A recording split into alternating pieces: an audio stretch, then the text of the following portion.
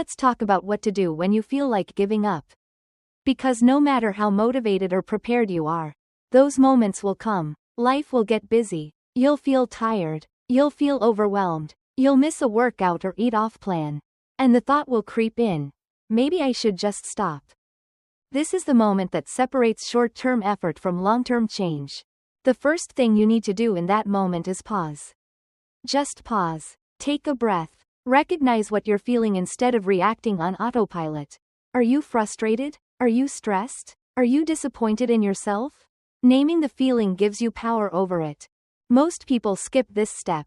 They react. They go straight from a mistake to giving up. But when you pause, you interrupt the cycle. You create space to make a better decision. You shift from reacting to responding. The second thing to do is remember your why. Why did you start this journey? What do you want your future to look like? How do you want to feel in your body? In your clothes? In your everyday life? This isn't about surface-level goals like fitting into a dress or hitting a number on the scale. Go deeper. Maybe you want to have more energy for your kids.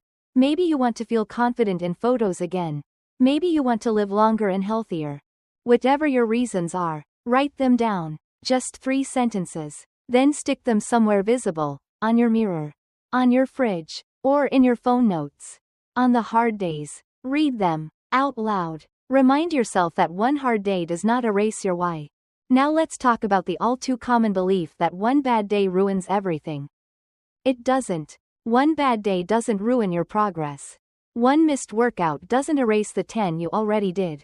One off-track meal doesn't undo weeks of healthy eating. The only thing that ruins progress is giving up completely. I've had those days too. Let me tell you a quick story.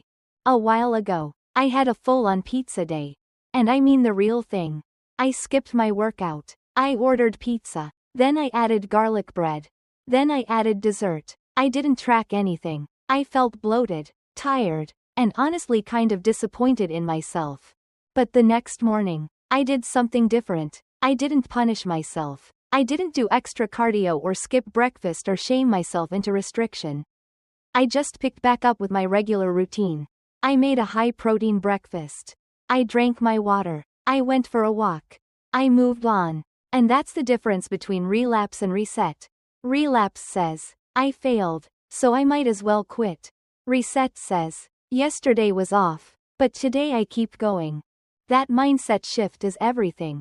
You're not going to be perfect. And you don't have to be.